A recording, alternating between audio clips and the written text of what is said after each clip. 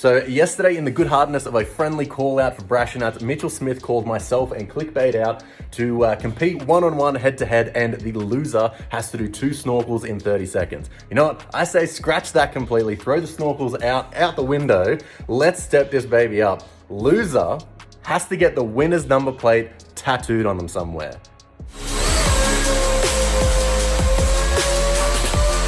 today's video, we are at Sydney Drag Race.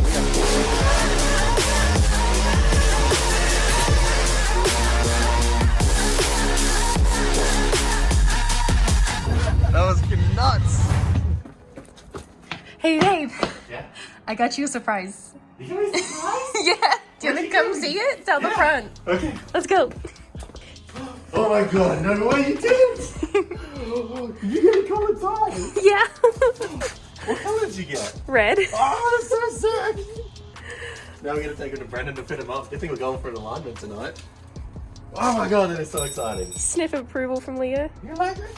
Oh my god, it's so sick. Ah. So exciting! Thank you!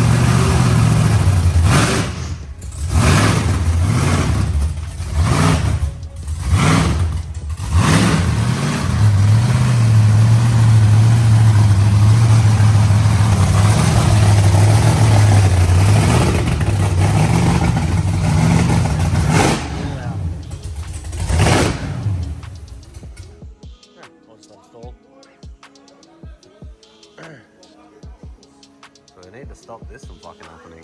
So real quick, cutting in here, the icing on the butterflies, that is actually a normal thing. That is not due to a product, that's not that we've used to clean it, it's not anything like that. I posted on Facebook and a lot of you guys came and helped out. A lot of the burnout guys, a lot of the drag guys. Apparently it's very common, especially with top fuelers and like funny cars and all that. Literally is just, especially when it's colder and it's more humid, things like that, they just ice over. So normally you see them when they're spraying fuel in, normally they spray a lot of fuel or a de-icing spray over it too, literally just to melt the ice. So you can't really fix it, you can't combat it, you can kind of just help it. A lot of guys said that that's why, like with blown methanol cars, you always hear them giving it a quick little rev, like chuck it neutral, blip the throttle, clear it out kind of thing. It's just because they're not meant to idle, they don't like idling. So that's the issue. We pretty much got to resolve more or less. And yeah, I've now got my own de-icing spray. It's just some alcohol so that it can melt it up if it ever happens again. But yeah, back to the video.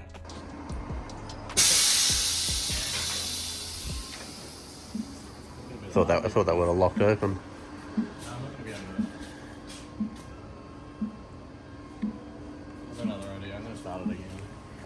I reckon if we just zip tie the head to the wheel. Yeah, you want that figure, otherwise everything will be off a bit. Whoa. Camera's even.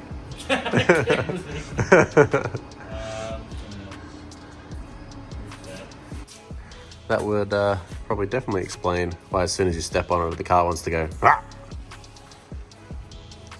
Well, it definitely attribute. Ah! Yeah. My angle of thrust is all right.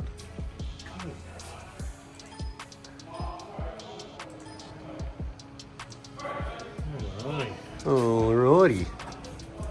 Only 9 total mil at the rear. Thought it would have been way more. These two will stay red because it doesn't want as much camber as it actually has. So those ones will stay red. These ones, oh, they might. Red and green, this doesn't matter on what we're doing today.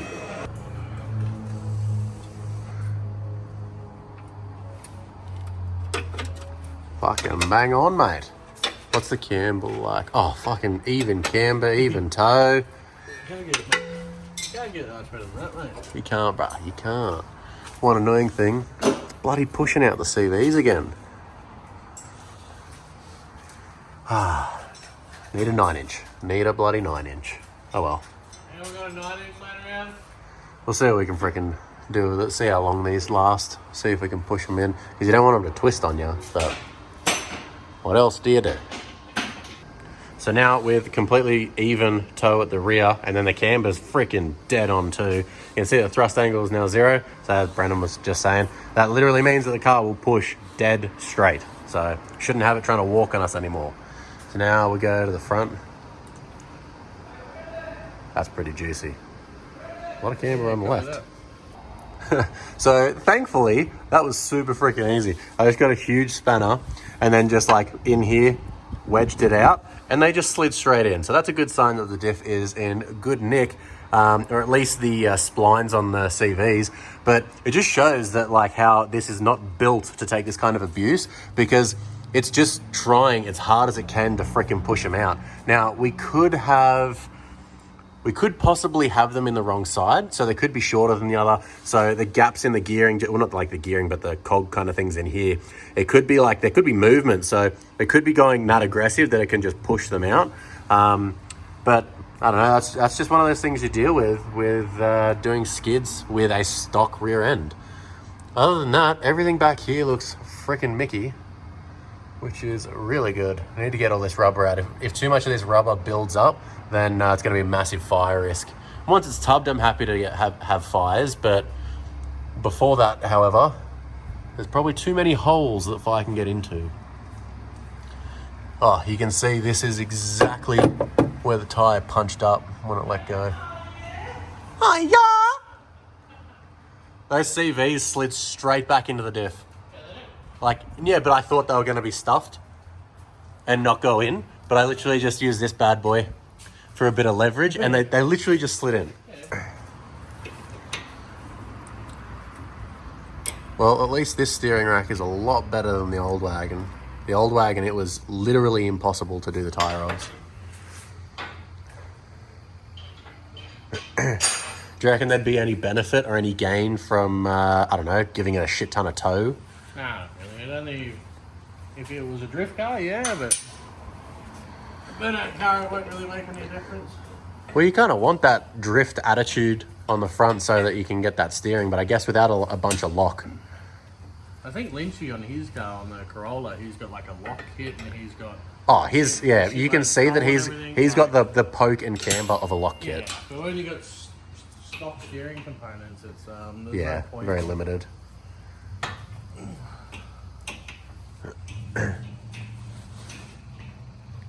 Go. Oh, close. Ah, you mother. Just do it and like it. You can do that.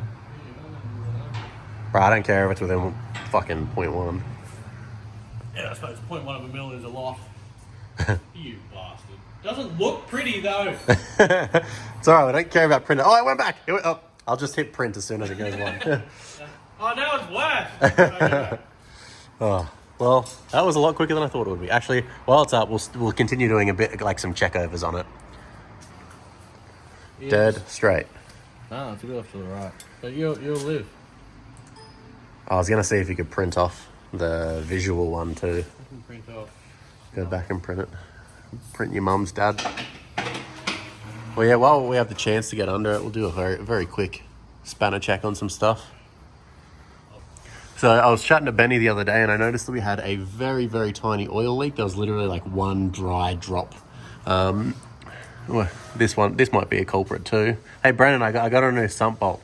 You got me a what? A new sump bolt. Instead of the socket welding. Yeah. Well, it wasn't even that. Remember how much of a hard time we had at Power Cruise trying to freaking get it? Yeah. Well, you get it because I made you do it. Yeah, that's why the nut was on there. But you can see, literally, look at the shadow right there. Because of these funky headers, because they're obviously not the greatest in the world, the dipstick does seat in there the entire way. It is completely in there, but it just doesn't freaking completely sit where it needs to. So if that results in a very tiny slow drop, I don't hate it. Like, it's literally bolted at the top. It can't come out. So yeah, starters still pretty much hard up against them, but we haven't had a fire yet, so no issues. But yeah, I'll just check over the car now. Just look at some shit while we got the chance and see how she is. Wow, you can see where it gets super hot and it burns off whatever the freaking stock shit is under here. Well, that cable tie is holding on, so...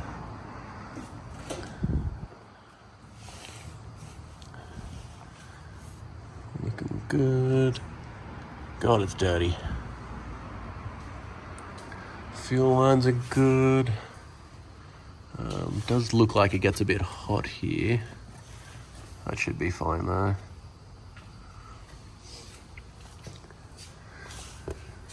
What's that? Is that just rubber or what's this? Random bit of rubber it's picked up. Fuel lines look really good. Haven't been touched anywhere. Me big. God, that's dusty. That must have been from Tamworth when it was all muddy. Might give that a clean too. That's a trans cooler. Everything's looking pretty good. Pretty good. So yeah, I thought that was going to possibly take a lot longer than it did. But in and out in a couple minutes. And it's good. It should freaking steer mint now. What was that? I'll take the back heads off. You take the front heads off. Oh, fuck. I would have grabbed him and got it. Ugh.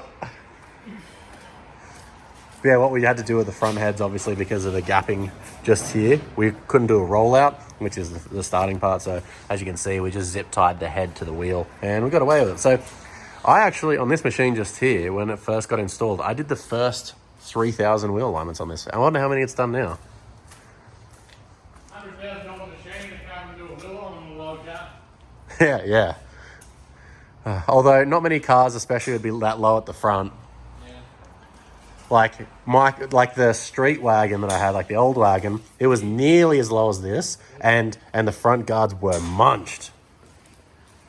Yeah, that's right. I remember that. Yeah, because I wonder if I've still got a photo somewhere, but when we first wrapped the wagon and put the new wheels on, I put those wheels on this hoist when it was up in the air. So like pretty much as you see it now, it was like that over on that side, and very exciting. I don't know why I said exciting. I completely lost my train of thought just there. It was very Elephant. Oh, well, in the 10 seconds that took, like I could have possibly done an okay job doing a string alignment and literally just making it so everything is even, but I knew that it was going to have a shit ton of toe and everything, so at least we were able to chuck it on this and do it properly. Can you chuck those in the bin, please? Yeah, mate. It'll be $7. $7, mate. And then while we're here, I brought the coloured tyres and the rims, so we'll just leave them here so they can get fit over, tomorrow or whenever. I would have just done them tomorrow, but obviously we're going to power play.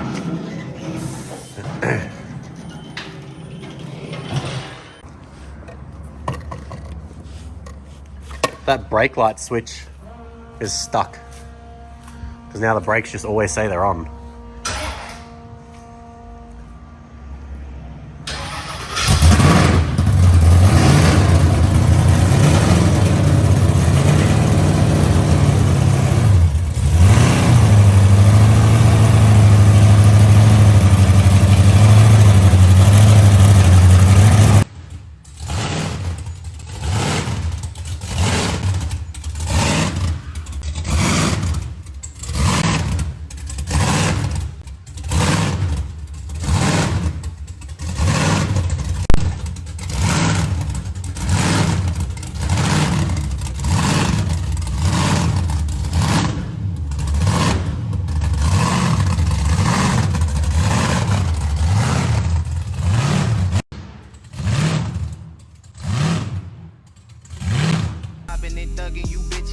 There's nothing that we got in common. I've been out grinding and hustling, investing this paper. Got tired of eating that ramen. All of my music be heat, I ain't missing a beat. I've been blessed with impeccable timing. Watch all them people who friendly, it turn into envy whenever they see that you shining. Okay, I'm back.